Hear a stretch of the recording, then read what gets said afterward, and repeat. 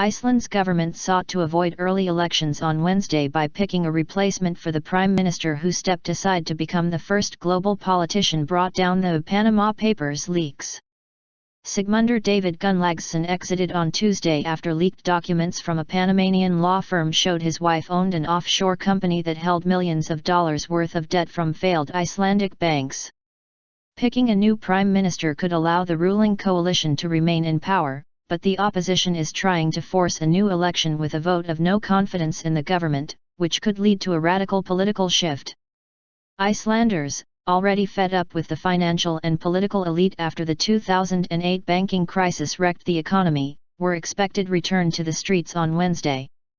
Protesters pelted parliament with yogurt and eggs earlier this week.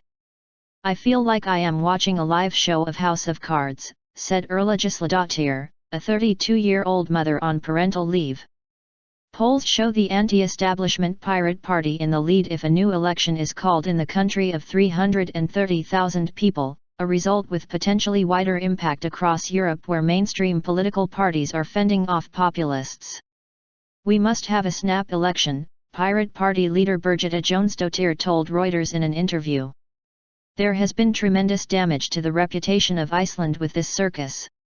The Panama documents revealed that Gunnlaugsson's wife owned a previously undisclosed firm with what the government says is $4.1 million in claims on the island's collapsed banks. His opponents say that represents a conflict of interest, because the government is negotiating the value of such claims. Iceland has struggled to recover from the 2008 collapse of its highly indebted banks, which led to protests, the fall of a government and the jailing of many bankers. The ruling Progressive Party's deputy leader, Sigurdur Ingi Jóhannsson, said on Tuesday his party had proposed to its coalition partner, the Independence Party, that he become the new prime minister. That requires a formal decision by the government, which was expected to meet later on Wednesday. However, there were signs a transition would not be smooth.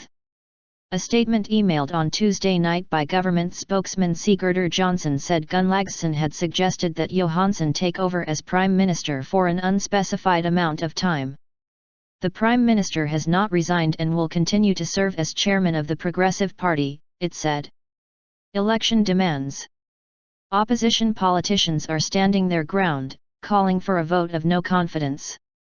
While the government has a parliamentary majority, it is not clear whether all its members would now support it. "It is clear our demand for new elections still stands," Left Green Party leader Katrin Jakobsdóttir told Reuters late on Tuesday. The Pirate Party's Jónsdóttir said her party was still seeking confirmation Gunnlaugsson had relinquished power on a permanent rather than temporary basis. "The majority asked us if we would be willing to delay our vote of no confidence until the situation is clarified. But we will not wait longer than later today," she said. Nevertheless, some experts predicted the government would hang on. "Unless something very unexpected happens, it seems likely to me that this government has survived and will continue and hope that this dies down," said Stefania Óskarsdóttir, associate professor in political science at Iceland University. A poll by Icelandic media outlet Vizir showed 43% would vote for the Pirate Party if elections were held now, a stunning victory for an anti-establishment group set up by opponents of copyright enforcement rules. The Pirate Party, which campaigns in favor of transparency and direct democracy, has had a small following in several European countries for a few years but has never before come close to political power. Elections are not scheduled to take place for a year, although many believe one could be called sooner. Oscar Arni Óskarsson, a 64-year-old writer and librarian, called the turn in Icelandic politics totally absurd and wanted a new vote.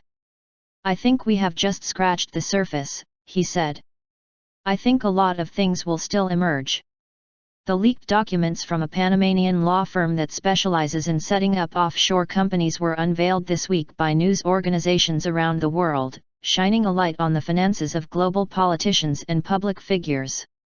Gunnlaugsson and his wife bought a company called Wintries Inc. from the Panamanian law firm Mossack Fonseca in late 2007 through the Luxembourg branch of Landsbanki, one of the three Icelandic banks that collapsed in 2008.